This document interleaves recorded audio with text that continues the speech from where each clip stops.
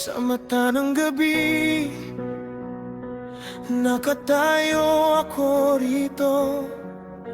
May pasaporte sa kamay at bigat sa dibdib. Sa iba yung dagat, ako nagpagod para sa upa at gatas sa mesa. Bawat sakripisyo kong pinagpawisan, may mukha ng pamilyang umaasa. Pero sa balita lalo akong nangangatok. May nakangiti habang may sugat ang bayan. Bukas na ipinangako nila, ngunit lagi lang tayong pinagpaliban. Sino ang sasagot? Sino ang hahawak? Kung ang totoo'y binahon na sa ilalim ng ingay at takot. Paano ang bata? Paano ang nanay? Paano ang bukas natin kung ang puso ng gobyerno ay laging gutom sa luho?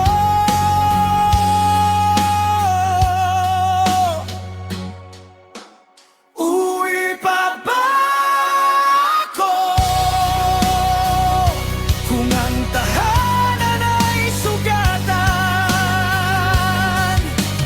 Uwi pa ba ako kung ang dangal ay nilalaban? Kising Pilipinas, hindi tayo lalanghap ng kasinungalingan. Uwi pa ba ako o lalaban na lang tayo?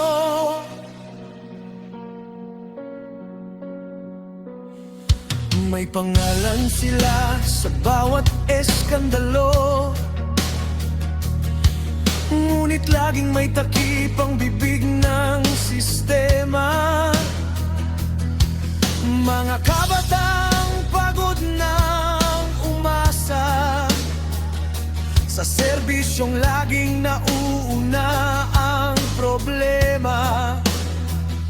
Habang ang iba kumakain sa sobra, may pamilyang umaabot sa dilim ng gutom.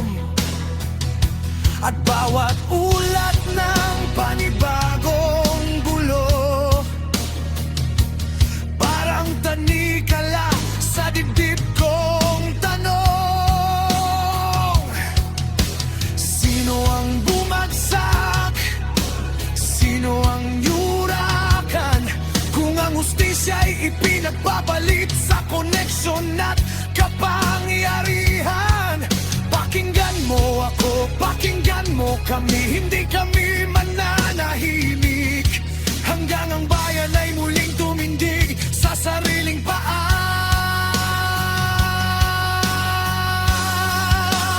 Uwi pa ba ako kung ang tahanan ay sugatan? Uwi pa ba ako kung ang